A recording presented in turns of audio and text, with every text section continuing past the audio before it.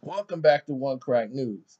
Now, a lot of you guys don't know Dr. Dre is known for leaving projects behind, right in the mist. Dr. Dre has left many artists high and dry. When he had Eve and Hitman and artists like that, like Eve was known as Eve of Destruction. She was first signed with Dr. Dre. Jewel album that was supposed to come out. That didn't happen due to the fact that Dr. Dre ended up bouncing. And he ended up leaving his artists behind too. That everybody wanted to hear from the East Coast. Who had the hit song "You Better Recognize." His name is Sam, and I think you better recognize. Once again, it's the man with the master plan. His name is Sam, and I think you better recognize.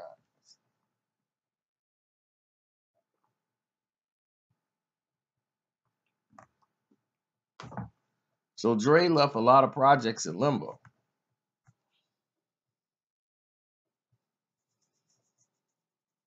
and he just bailed out of the scenario. So Hitman's album was out. Bishop Lamont's The Reformation was out. Slim the Mobster, Something Out of Nothing, that never got made. Remember in Vogue's Dawn Robinson, she went solo and got a record deal, and that's why she was on the Firm album. Dre put her debut in on the Firm album doing Firm Biz, because he had signed her to Aftermath, and she had an album titled Dawn. That never came out.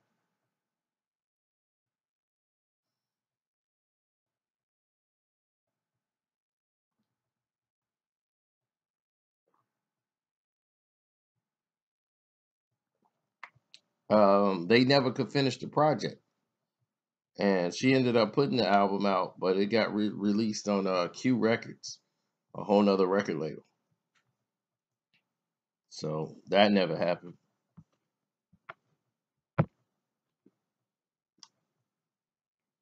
Then what was that? Stat Quo's Stat Ladder, which was a combination of Eminem, but I guess him and Eminem fell out or something. I don't know what happened. But Stat Quo and that situation blew up. Dre was supposed to produce a lot of people's records. And we all remember Rakim album and why that didn't happen. The Dog Pound album they didn't have to worry about because Dash did the production for that. He walked out on the Tupac situation. Now imagine if Dr. Dre would have, finished All Eyes on Me and then went to work on some other tracks with Tupac. But Pac didn't need Dre. California Love was a monster, but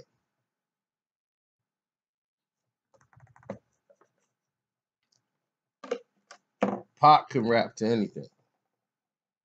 Anything. He's one of those rappers that his vocals alone enhance the track. So even though he only had one verse, him and Dre both had one verse on the song. It seemed like the song was like 30 minutes because the track was just vibing and it's timeless. That's what Dre brought to the production of it. Timelessness of the song. You can listen to the California Love right now. It's 20 years old, and California Love would be bumping. And they play that in places where people have never been to California. They only thing they know of California is the TV shows, and they love the song.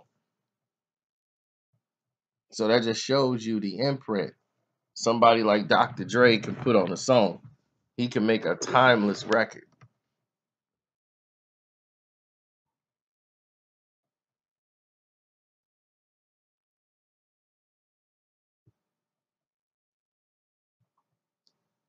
Um, Man, it was a little crazy at that time.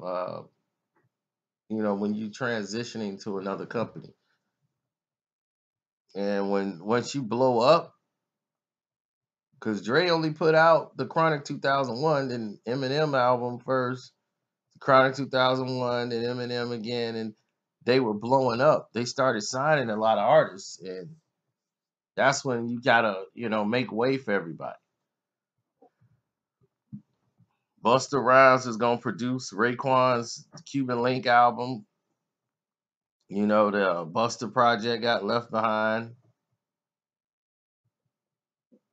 because Eminem was going through issues, so they put a lot of focus on Busta Rhymes, and he had that Touch-O-Matic remix that blew up, and they tried to bring Eminem on there to do a remix and bring everybody they was cool with to get on the song, to try to blow the song.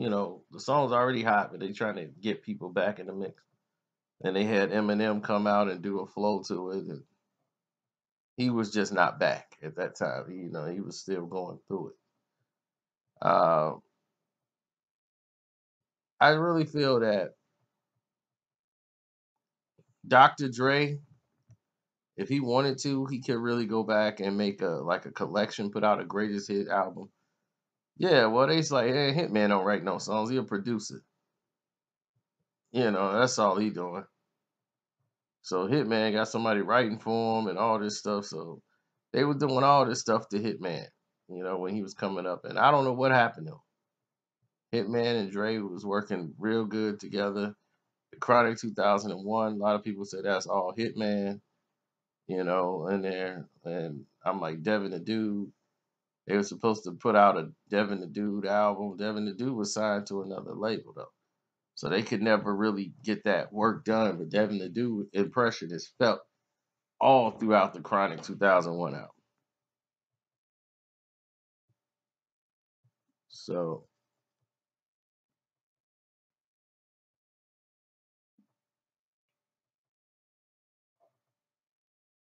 it is what it is.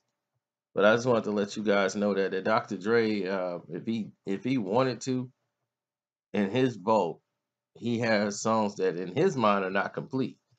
People like, we completed it, like albums. Like there are hundreds and hundreds of songs that Dr. Dre has, vocals and everything. He's got a vocals right now. They said he got vocals of not Tupac, but who else? He got some Snoop vocals from a song that never came out that he said would have been a smash hit. I think, does he have a vocal of Nas? I know he had one with LL Cool J. It never came out. And there's another one that never came out.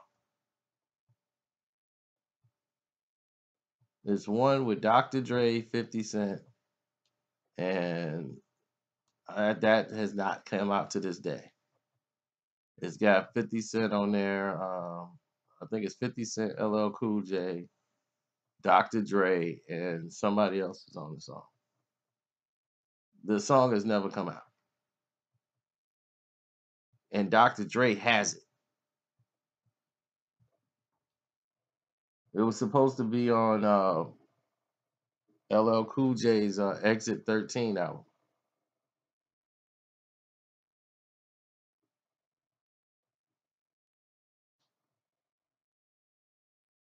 So it's a lot of stuff in the history, man. So I just wanted to spread that news out to you guys that in Dr. Dre vaults, he have hundreds of songs in his catalog that people have never heard, completed albums. Some of these albums were re-released on other labels with the vocals and everything, but not with Dre's music. Some of them were. Like he gave the okay for them to be released. But anyway, I've taken up enough of your time. I'm gonna let y'all blow. Peace.